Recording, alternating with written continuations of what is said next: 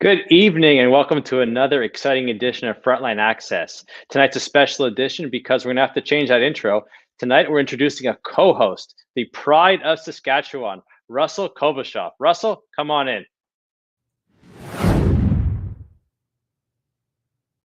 Hey everybody. Hey, you're such a mensch. You're such a mensch, Smash, I tell you. You're a Why, good Jewish thank you. boy. You're a good Jewish boy. I'm happy to be here. I got to put it out there that you're on a tryout contract with us. So, we It get is. comments and you feel free to comment below. If you don't like him, if the audience doesn't like you, you're gone. Hey, who's the schmuck? Okay, this guy. I tell you, it's good to be here. I'm excited to talk sports with you. It's fun. I guess this is my 10-day contract, so I better bring the heat. And I know you do, so I'm ready. I try on a weekly basis or bi-weekly now, but speaking about contracts, before we get into a couple of sports topics, the guest for tonight is the incredible Joe Reznick. This guy is a power agent. He represents Joe Thornton. He represented Rick Nash, Logan Couture, John Michael Lyles, to name a few. So we're excited to bring him on in a few minutes. But before we get to him, I don't know if you checked out the game last night, but it was a total bust. Oh man, I'm telling you, I was expecting more from Gonzaga. I really was. Baylor's offense was just on fire. What was it? 49% from the 3-point line. They were all over them on defense. Like they were like swarms of defenders. It was probably some of the best zone defense I've seen played in the all tournament long, in my opinion. It was incredible, and I think they led all game. And for a team like Gonzaga that was scoring points like crazy all season, of course, coming into the game with a perfect record, it was shocking. After that finish against UCLA on the weekend, I think that just took too much out of them.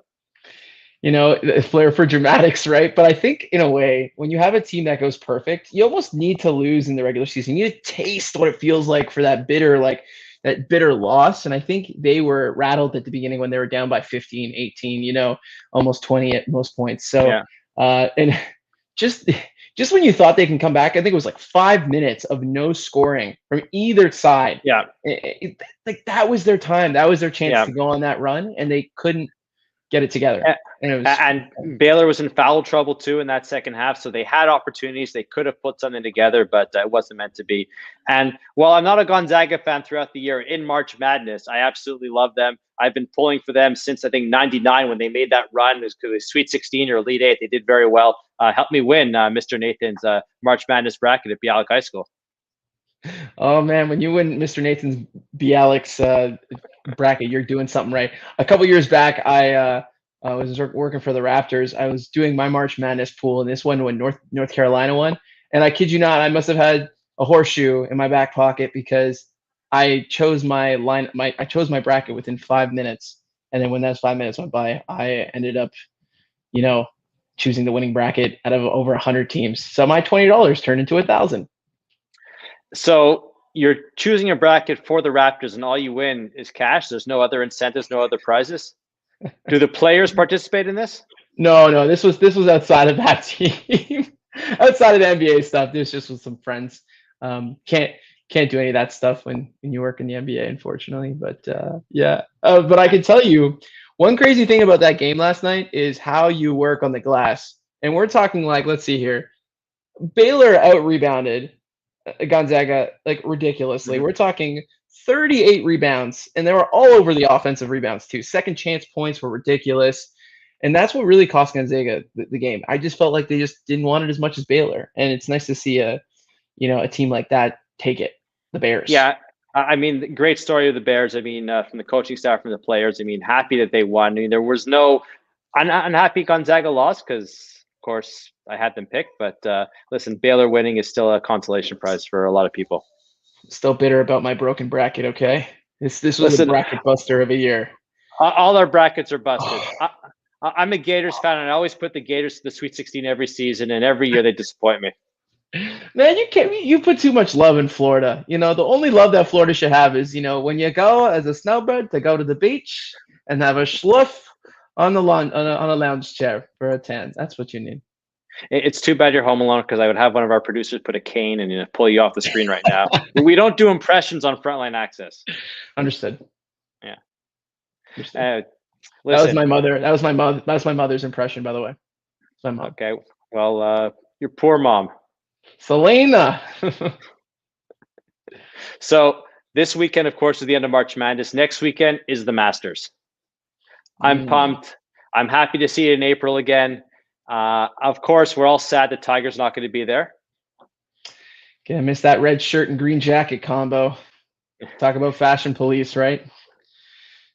But no, I'm gonna miss Tiger too, and I really hope he's recovering fast, especially after that crazy accident. And I'm excited to see what Dustin Johnson's got, Jordan Spieth, just some of the favorites of the Masters. And I think I was reading about Roy McIlroy, and that's a guy, number one in the world for a while, and he's kind of he's recharging his game and lowering his expectations. So it's gonna be interesting what the Masters hold this year. Last year I picked Bryson to win. I'm going to pick him again this year because I just watched some of the practice today, and he just blasts that ball, and something's got to break. This guy has an advantage over everyone. And then you got like the guys like Adam Scott and even Cameron Smith too. So there's just a lot of folks this year that it's going to be a good Masters, and a Masters in April. So COVID finally we're back on schedule, and you know what? I might be the only Canadian doing this, but every year I'm watching on Thursday and Friday to see what Mike Weir's doing because he's in the field, and there's always that 10 minutes where he's just under par, and maybe he's going to make the cut, maybe he's going to make another run at this, and of course then he just falls off the face of the earth. But there's that point where he gives you some hope. It's like that year he won. I just remember all of us being like, it can be done. It can happen for Canada. And I think I'm excited to get back golfing. Like the weather has been great. And so I'm even excited to get out there and pretend to do my Happy Gilmore impression and fail miserably and probably hit 110. I don't know about you, Smagin, your golf game, but mine isn't pretty. But just for the sake of saying, I would put a good friendly bet that I'd beat you. I would say you would, because my golf game is confined to the mini putt course. I will always get right through the windmill. I will listen. That's my game. I have the short game. I have that down pat, and I am not going to compromise that. I will never. I don't step on a golf course. It's not for me. You and I will play around a golf. We'll wish each other lots of naches, and we'll get right to it. So I know Joe is in the holding room waiting to come on in. So. Jared, let's bring in the guest of honor.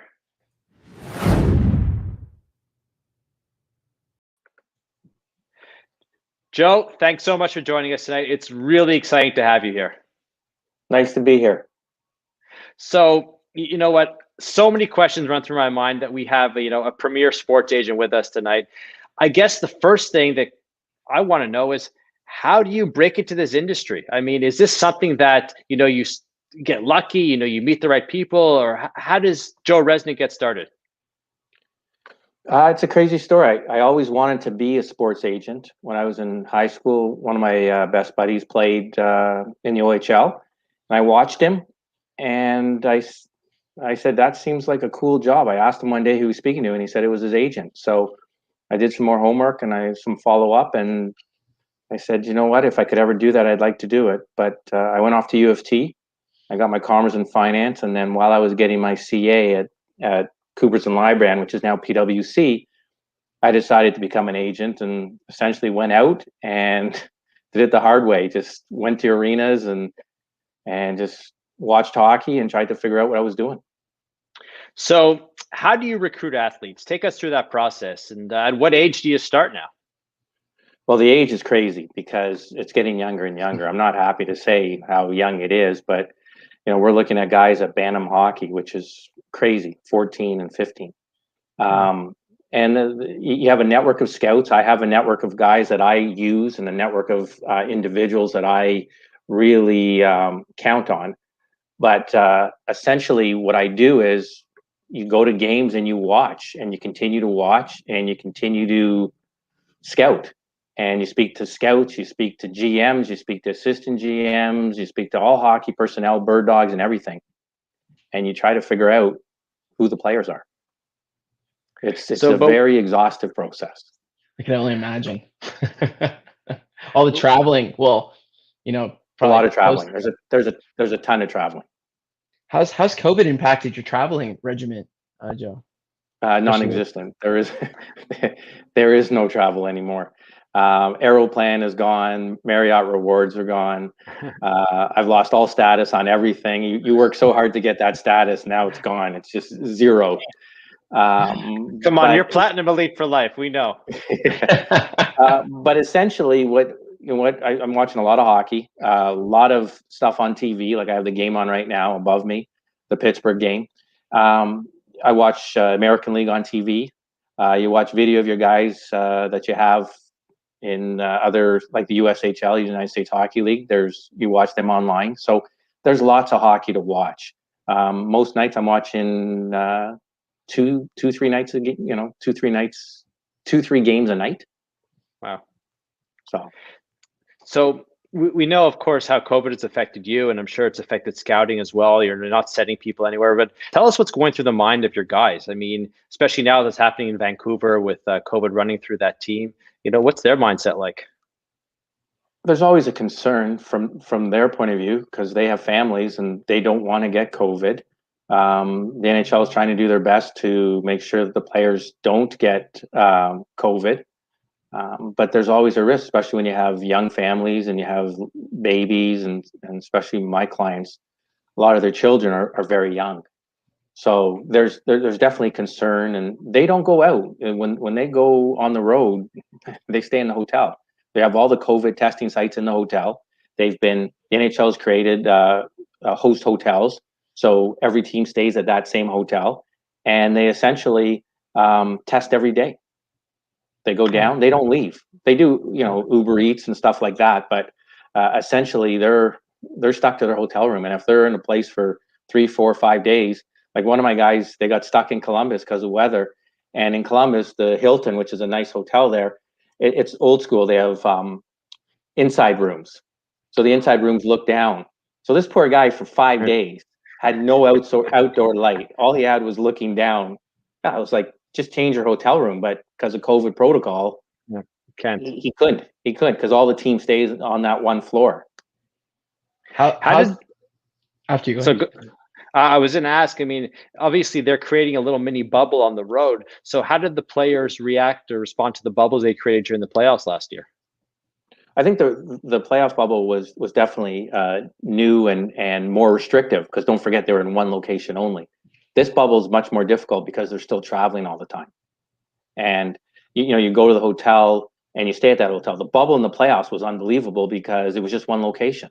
You could really create this unbelievable no COVID area. And that's what they did. And they didn't have any COVID.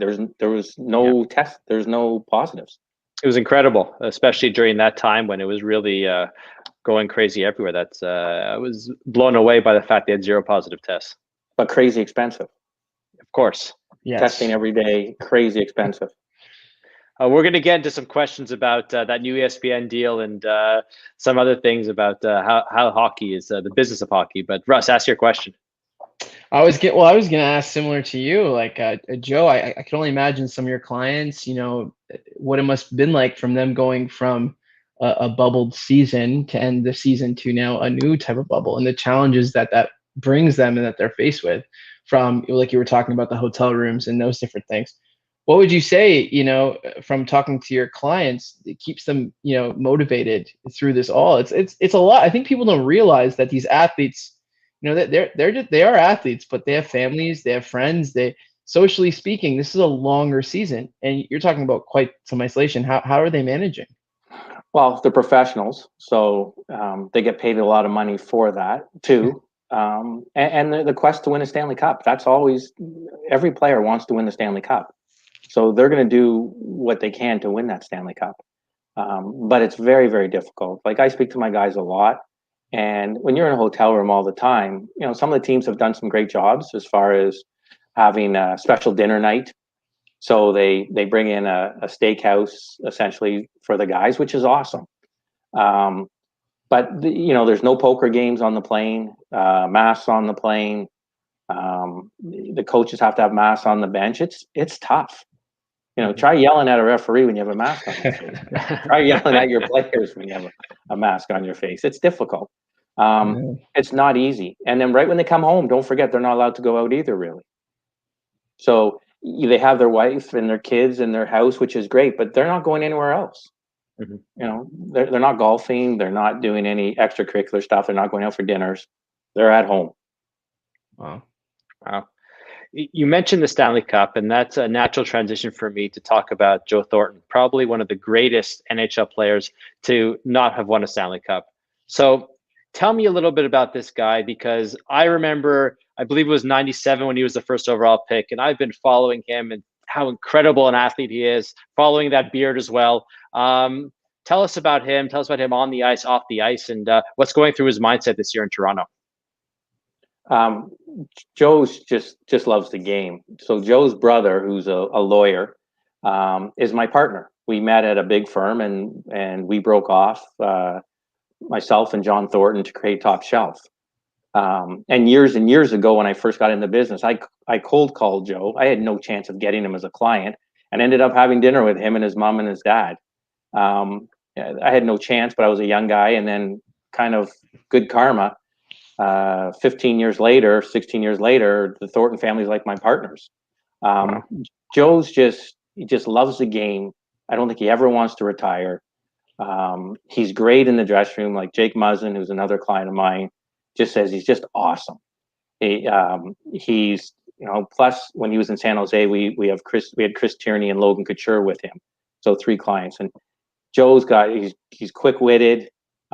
He's very, very kind, like for the young guys. Like I remember Turney's first year, Chris is green as can be. And then Joe walks over to him on the plane and says, we're going to go to Vegas and during the All-Star break. And Chris was like, okay, have fun. And he's like, no, you're going to come with us. And he's like, and Chris is like, well, okay, well, how am I going to get there? And he goes, Turns, don't worry. We got all this arranged. You just show up at the airport and you'll, all is good. You'll be taken care of. And that's just the way Joe is. There's another story when we were in Columbus, and I was there, Joe was playing Rick, and those 2 guys are very close. They played together in Switzerland twice. So Rick and Joe are close. And I went down to Columbus. And I think John was down there in Columbus as well. And we were supposed to go out after the game with Joe and Rick. And unfortunately, it wasn't meant to be. I think San Jose got pumped, and coach said, no one's going out. And so we said, okay, that stinks. But Joe called over his brother and said, hey, come over here for a second.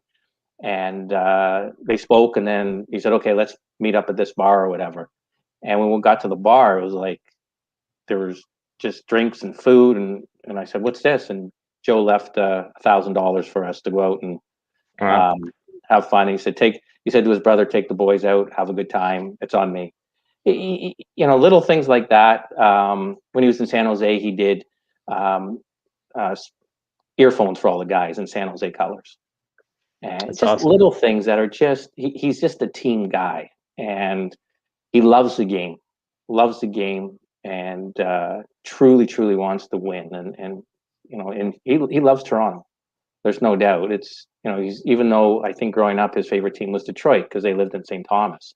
But to put on the blue and white, no matter what client, and I've had many clients on the Leafs, when they put the blue and white on, it's most of them had pajamas, Toronto Maple Leaf pajamas, or Toronto Maple Leafs. So look at Joe when he smiles, like just looking. That's just the way he is. He never calls me Joe. He calls me J Money or JR.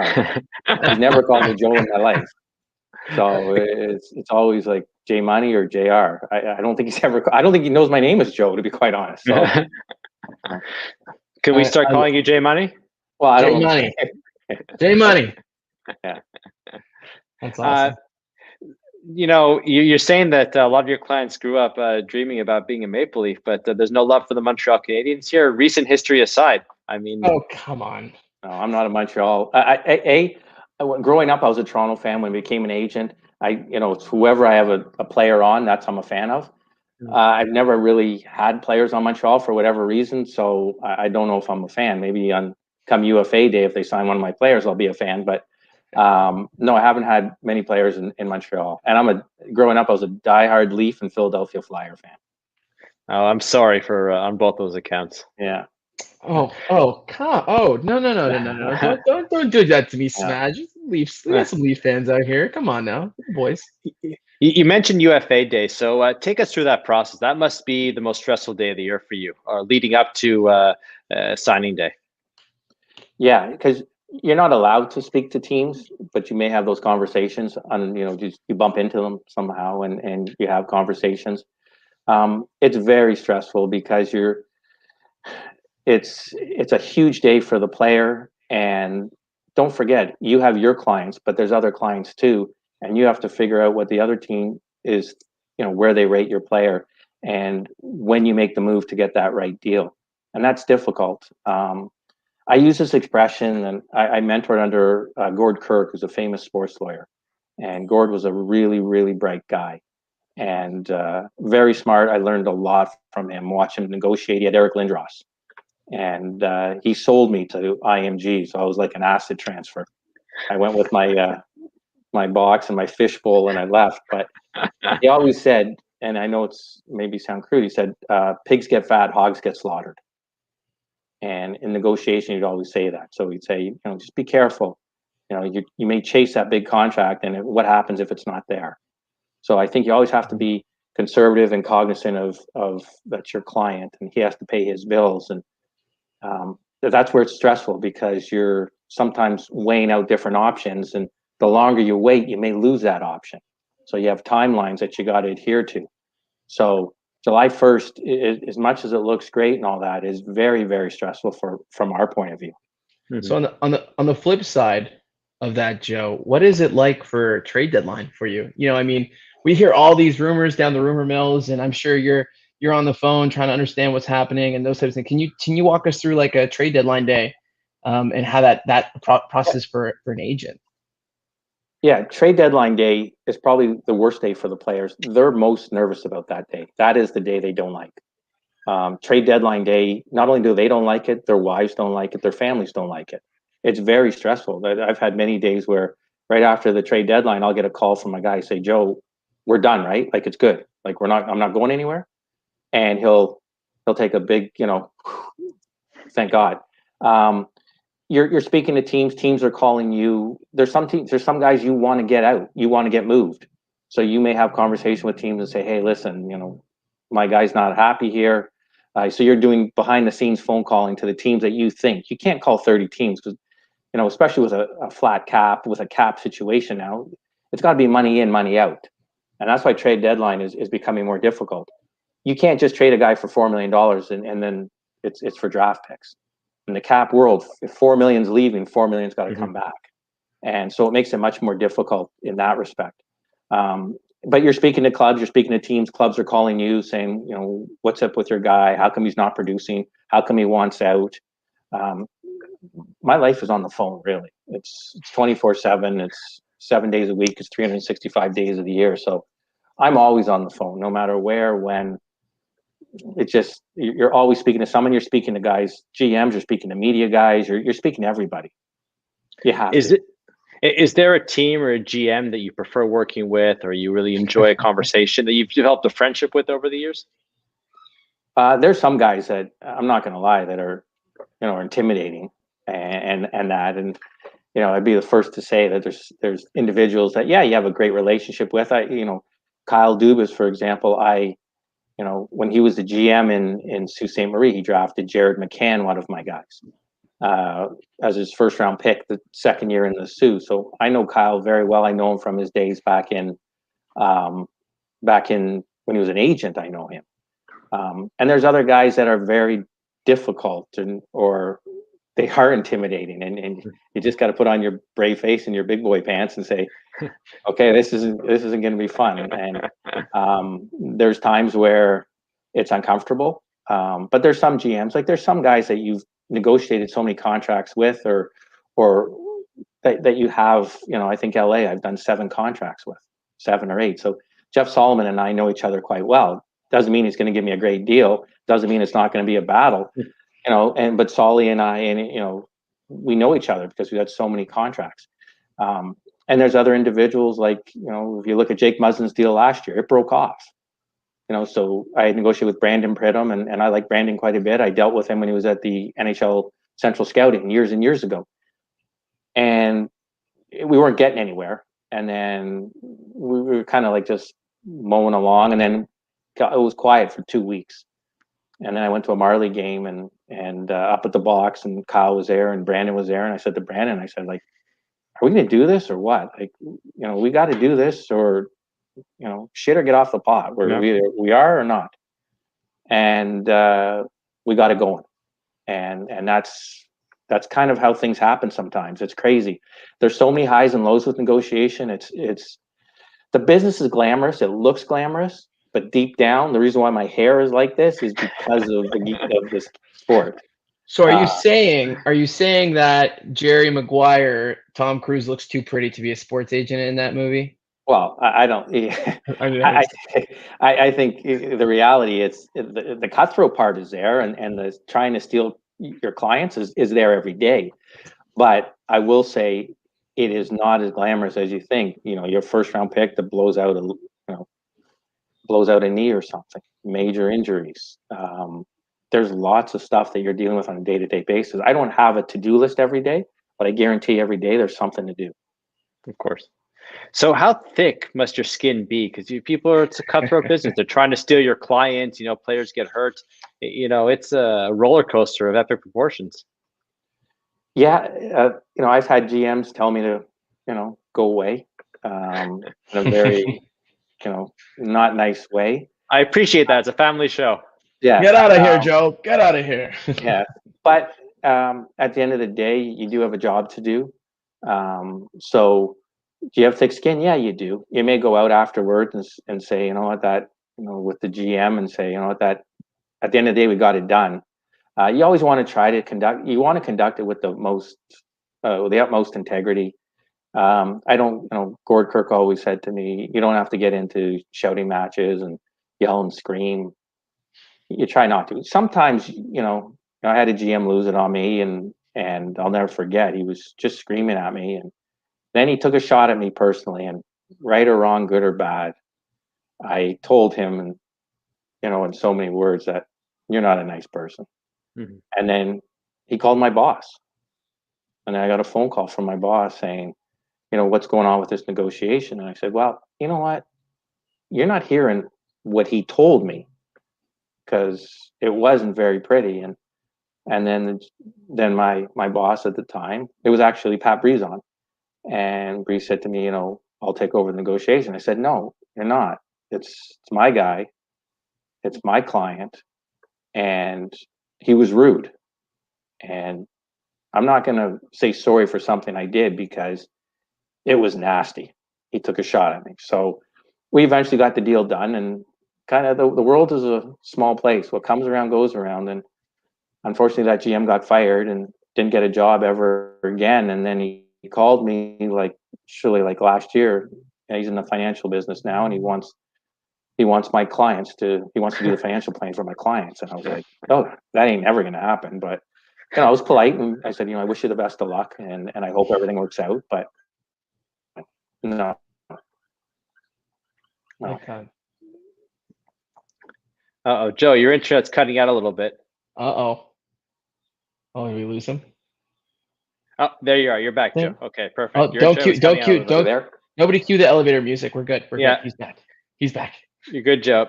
So we've talked a lot about, can you hear us? Oh, sorry. You're back. Can you hear us, Joe? Yeah, I can hear you. Yeah. Fantastic. We've talked a lot about contract negotiations and, what goes on behind the scenes, but take us through the CBA. Give us, an overview of the CBA for dummies, because I know they just signed an extension till 25-26, and the NHL has gone through a little bit of labor strife over at least the past, 10, 15 years. It's always been on edge. So take us through what goes on in those negotiations.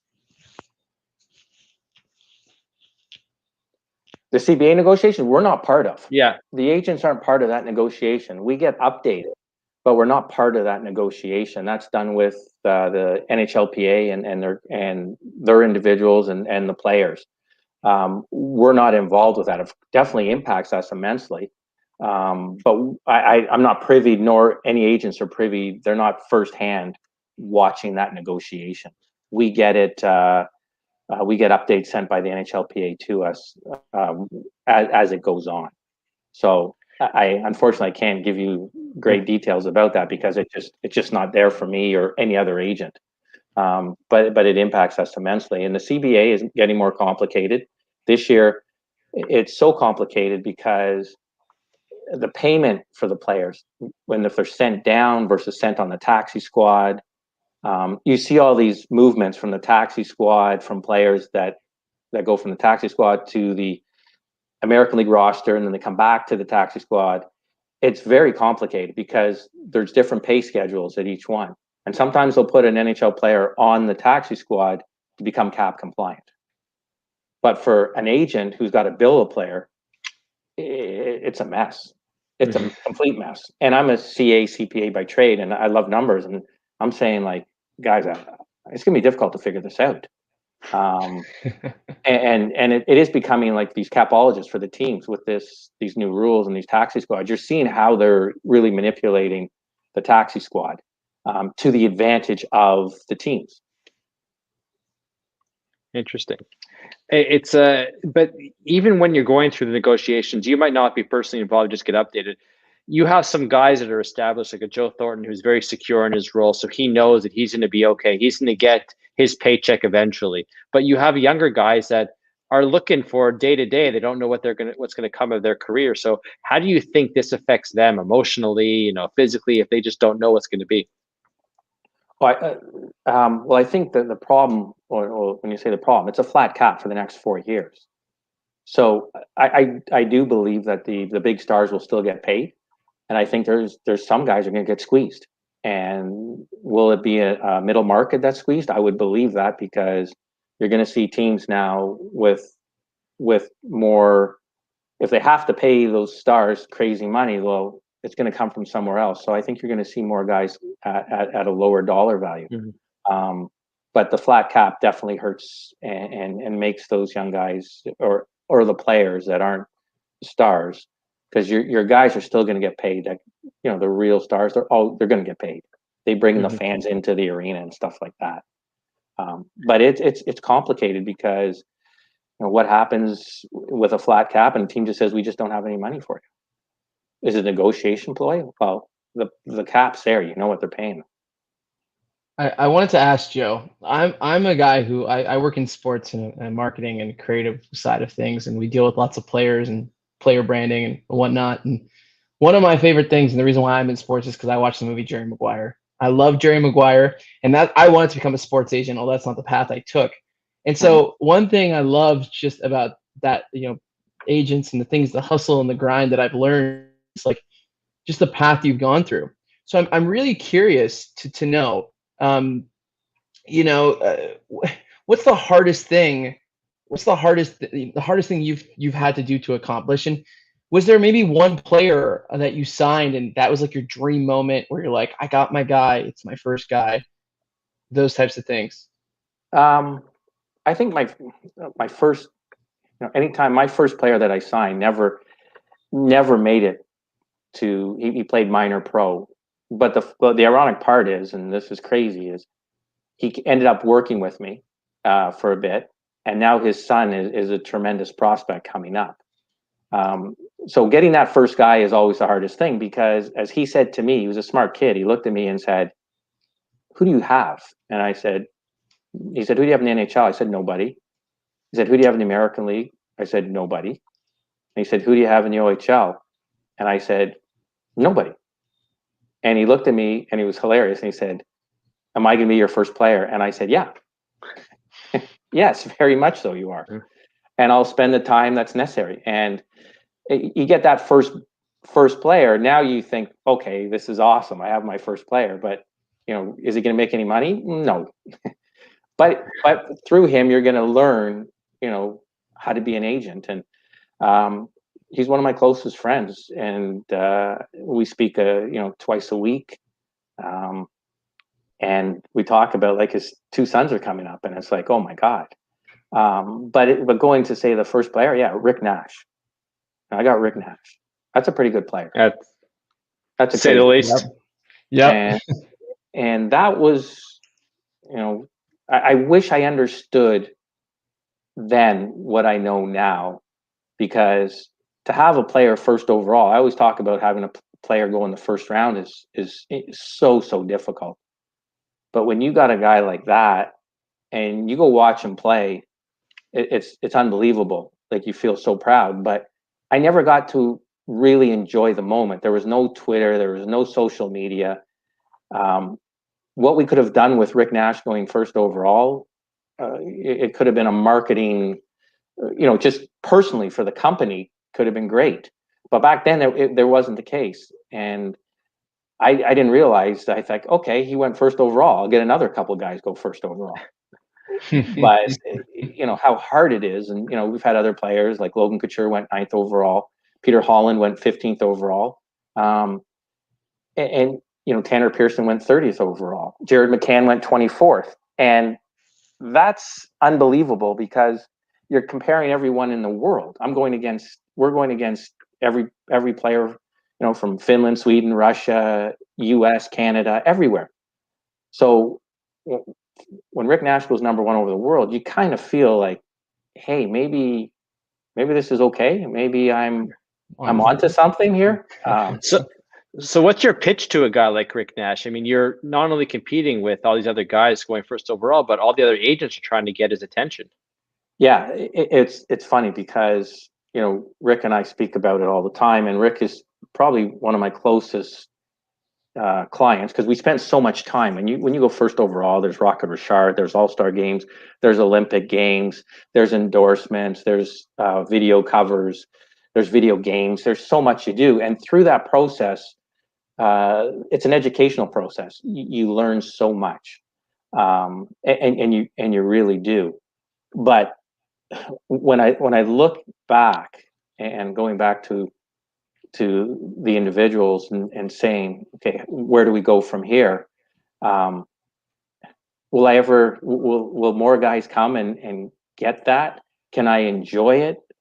I know I'm going to enjoy it a lot more when you have those high picks. You sit down, because there is nothing worse than sitting at a draft, the Aaron Rodgers, and watching a player. Well, I'm sitting right next to the player, and you're seeing names go by, and the player saying, Joe, what's going on? Like, I'm telling you, that is underarm. You got double deodorant. You got 2 undershirts on. You're sweating bullets. You got, my hair, you got mousse that's sticking your head, so it's not going anywhere. Are you helpless in that situation? Can you call a GM and ask them what's going on? You know what the problem is? And I say this, and I try to tell my young colleagues, we've done all the preparation. We know the guys. And you look at some of the players, and that this, I'll give you an example of Tanner Pearson. I knew New York really liked Tanner Pearson.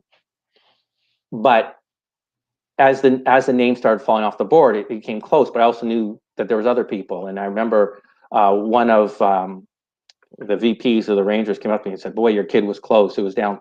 We had his name bar, and we had a big discussion about him. But if I call down to the floor, I just think I lose credibility.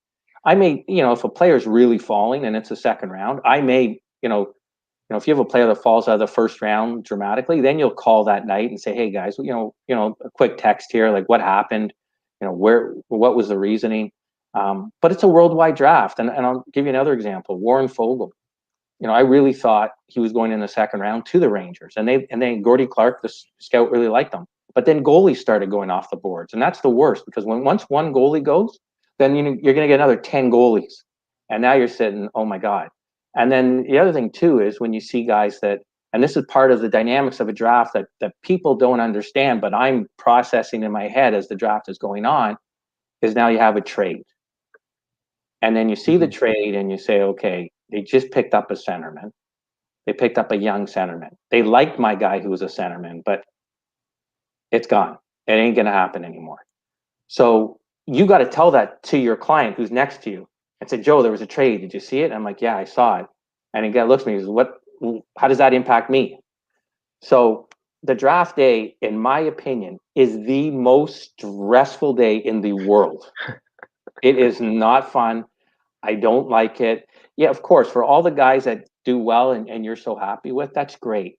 But you just need one guy that doesn't go that way, and you feel for them because they've worked their whole life and for whatever reason, and they could turn out to be great players. They can be really, really good players, and they can become third picks, the third round picks, seventh round picks. Hey, Jake Muzzin, Pittsburgh drafts him in the fifth round. They don't sign him. No one knows that Jake then didn't get drafted into the NHL draft. Then no one knows he went to Chicago's camp and wasn't signed. Then he went to Nashville's camp and wasn't signed. Then he had to go back to junior. So people don't realize that aspect of a Jake Muzzin, who's turned out to be an exceptional player. But along the way, there were many just ups and downs and just like, really, like I remember when Jake went to Chicago's camp, he said, Joe, like I'm number like 138 here. Like I could leave the camp tomorrow and they're not going to remember that I was here. So you gotta push your client and say, don't give up. And Muzz had a great, I'll never forget his overage year. He won the Defenseman of the Year. Like that's an unbelievable trophy. And then I had 10 teams calling me saying, we want Jake Muzzin. And we went from a spot of, we would have signed for 80,000 as a signing bonus to now we're going to take the cap. So it's kind of crazy. How it worked out for Jake was unbelievable. It's almost like you're, a sports psychologist, you're a friend, you're all in one for these guys, and it's incredible. Yeah, I think you wear many hats. As you always, you're the agent. You're definitely a quarterback for tax. You're the quarterback. I don't give tax advice. I don't give financial advice. You have your set guys that do that, your team. But you're the point guy, and you're the point guy to explain things to your player if they don't understand. But then you're also, after a game, when they have a poor game, you're the one to pick them up. Or if they have a horrible game, you're the one to kick them in the behind. And then you got their parents calling you saying what's going on. And then you have, so then you have the GM screaming saying, hey, I paid this kid a lot of money. What the hell's going on? So I think you wear like 6 or 7 hats on a daily basis. That's Fortunately, awesome. There are no Jewish mothers there that really get on your nerves. Oi. Oh. Joe, my son, what is going on? What is going on? At the end of the day, like I said, it's a difficult business. I wanted to ask you, Joe, who's a rising star that you see up and coming in the NHL, and who would that be, and who would you love to have on your roster right now that you're like maybe targeting? If you can tell us anything along those lines. Well, rising stars. I have 2 young players in the American League that are doing very well, and one is Ryan McLeod, who his brother was Mikey, who plays for New Jersey. And he's bloodlines. Nice. Yeah, I think he's 4th in American League scoring in his second year. He's an Edmonton guy. And then one of my other players is Akil Thomas, who scored the winning goal for Team Canada at the World Juniors 2 years ago. And Akil was a second-round pick of LA. He's amazing. 2 very, very good players that really good pedigree. And Akil's dad played minor pro, was a great pro hockey player. And the McLeods, of course, there's 3 brothers. Ryan's oldest brother played Division I college hockey at Canisius, and then Mikey was a first-round pick, 12th overall to New Jersey, and then Ryan went in the second round to Edmonton. That's pretty crazy. You got 3 guys, 3 brothers that played. That's awesome. So Jonas Brothers of hockey, right there. Yeah. So we've taken up an incredible amount of your time, Joe. I'm going to get you out of here with one last question. Advice. If you have any advice for the young kids watching now that want to become a sports agent, that's seen Jerry Maguire, that are watching this interview right now, how do they start? Where do they begin? Well, I get that question gets asked, I think, every day from someone calling or someone emailing me, and I think first you have to get a job. I think just because you went to business school, okay, great. So did I. But I think you have to have a job first. You have to maintain some type of income, and then bird dog. Go out and you see some of the guys that have kind of gone into the business. The assistant GM now in Owen Sound, he started his own little scouting company.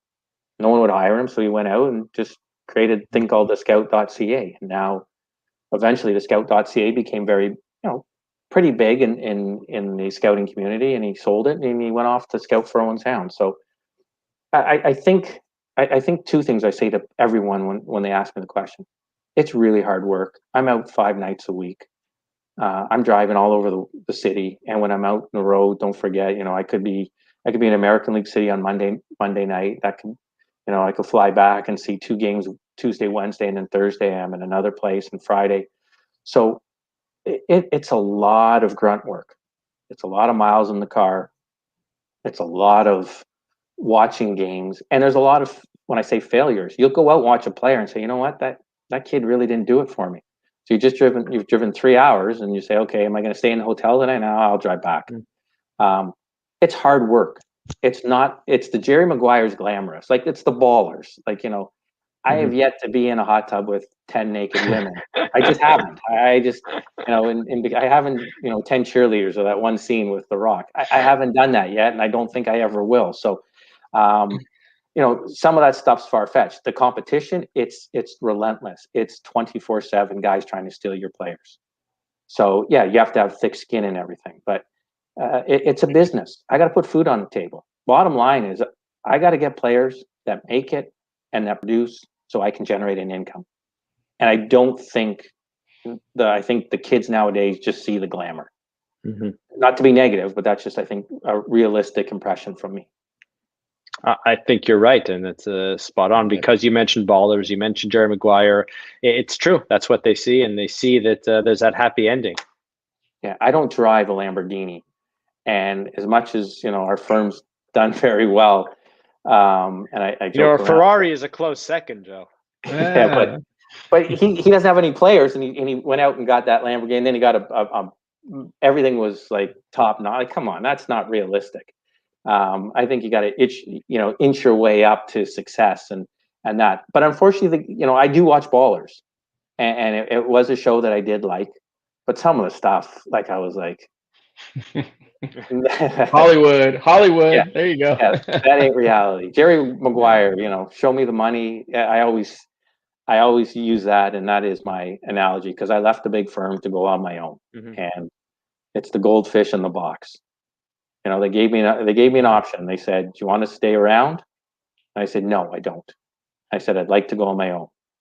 And they said, "Okay, 2 options: leave without your players, or leave and cut us a check." So I went and I found a litigation lawyer, and that's how I started. Amazing. Okay, so one final question: was there a Cuba Gooding Jr. that you took with you? That one player that stuck with you? Come on, Jerry.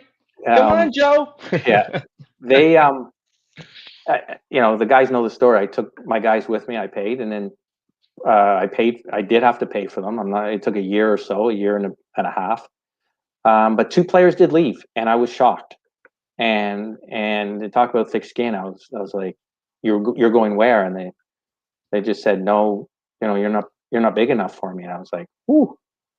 I said, "That's quite the statement." And then again, what comes around goes around, and 15 years later, I'm at going to watch a game, and that player is in the bar. And I'm like, "It's 7:05. The game's going to start in 10 minutes, and you're pounding hard ones back." And he said, "Come have a drink with me." And my wife said, "No, just tell him to go away." And because my wife was with me on the road, and he came and he said, "I made a mistake." I said, "No, you made your bed a long time ago." And he said, "I'm looking for some help." I said, "No, you had your help." And I'll never forget, it was gratifying for him to say he made a mistake, but that was 15 years later, and it probably cost me X amount of dollars. So, was he remorseful? Yes, he was remorseful. Was he truthful? Yes, but it's still, I didn't forget. Of course. I wasn't going to give him the peace of mind. But yeah, right after I went on my own, they left. So, and 2 guys you would never think, but that's the business, and you learn, and you get thick skin, and the players that stay with you, and you're close with them, you're tight with them. Nash has 3 kids. Muzz has a little girl, Luna. Tanner Pearson has Tucker. You see them, and especially, it's funny when you see these kids, because I remember their parents as 15-year-olds. Like that's. I still remember Johnny Mitchell of the Leafs, one of my favorite guys ever, and I'll FaceTime Mitch, and it's just great to see them. Like it's like, hey Mitchy, what's up? And it's the same. It's like, hey, what's going on?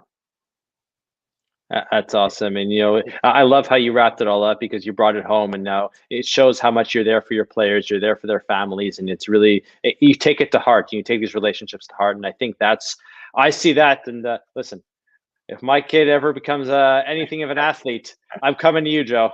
I appreciate it. I appreciate it. Thanks for having me on. Thank you so much for your time. Thanks, You've been Joe. so generous with it. Have a great night. You too. Take care, guys. Bye-bye. Take care, Joe. Bye. Bye. What can I say, Russ? Listen, Joe shared some fantastic stories. And Kishkas. It's a tough business. I tell you, man, Mike Kishkas, after that, hearing his story, and as soon as he dropped in the goldfish, if you've ever watched Jerry Maguire, when he's like, who's coming with me? Who's coming with me? You coming with me? And and Renee Zellweger comes with him, and he's like, and the fish is coming with me. That moment. And the one thing that really stood out to me with him is he genuinely cares, Yeah. And I think that's why when he was sharing the last part of that story about the guy at the bar, is those guys just were like, I'm too Hollywood for you, dude. Like, I need something bigger. Yeah. He takes care of his clients. That man cares, and you can see it. It's the care, and it's his perseverance, and that's why this business is not for the faint of heart. If you're not willing to, like you said, put the miles on your car, be on the road 5 days a week, catch 3 games a night, even now during quarantine. I saw his kids running around in the background. I mean, you're watching hockey when they're around. It's hard. You're giving up a lot, but you can see why his players stick with him. You can see why he's such a good guy, and why I would have my kid sign with him in an instant. Well, let's get your kid trained up. Let's go. Smash. What kind of sport would you play? How about this? What sport would you play if you were a pro? What would be your go-to? What would be your sport? It would have to be football. I just love. Really? I love the You analytics look like of a football. tennis player. You're not a football player. You're a tennis player. Come on. When I cannot step on a tennis court for my life, I hit those balls. They're home runs. They go over the fence every single time. Now, it's football because I love studying a playbook. And when I worked in the NFL, I would look at the playbooks, and I would, see these plays and talk with the coaches and try and find out what's going on behind the scenes. Thank you. My wife hopes our kid becomes an athlete. I hope your kid becomes an athlete too. I'd love to coach your kid in football. I played 5 years at university and worked in the CFL. And what position? I played linebacker and defensive end.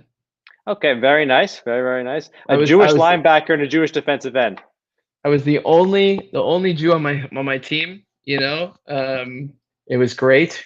You were the only Jew on your team. You will only be, and you still will be in the history books. We had to do Lord's Prayer. Like, I kid you not. It was being a token is you appreciate your Judaism more, for sure. Where we come from, for sure. So you know what? We've taken up your time, my time. It's almost 8 o'clock. I want to hear more about your football career 2 weeks from now. 2 weeks from now. Yeah. So 2 weeks from now, April 21st, we're going to have an incredible lineup of female athletes, female Maccabi Games alumni. It's going to be great. We're going to talk about their careers, how they got to this point, and what they're doing now. A couple of youth sports stars. So it's going to be a fantastic show.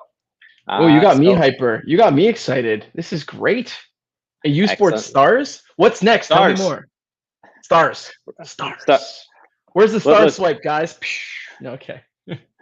Budget cuts. Oh, damn. I tell you. So, anyways, Russ, nice having you on. We'll see if you're going to extend your contract for the show on the 21st. Got to get yourself a good agent. You're gonna have to see if your wife approves. I will. I'm thinking of a guy by the name of Joe. You might know him. I don't know if he does talent at your level. At my level, are you taking a shot at me right now? You have to go to the classified section and see what you can find. Can I ask you a question? Sure. What position would you play in football to end it? What position would you play? Actually, it would be linebacker. Really? Linebacker or even free safety. I mean, growing up, huge Bucks fan, so I would watch John Lynch and Derek Brooks, and I just loved how the mental approach to the game, how John Lynch was such a hard hitter. And most Both of those those tackles guys. he made with his head wouldn't fly anymore. So I'll tell Definitely you. not. Maybe I should bring in some highlights next week, and you can see the way I used to hit. There's a couple highlights I could bring of you in my glory days. Listen, if you have one of those, we'd love to see it. All right, but we're gonna need sound on, so that's for next week. Anyways, thanks for having me, guys. It was fun. Let's do this again. That's all for us. Have a great night, everyone.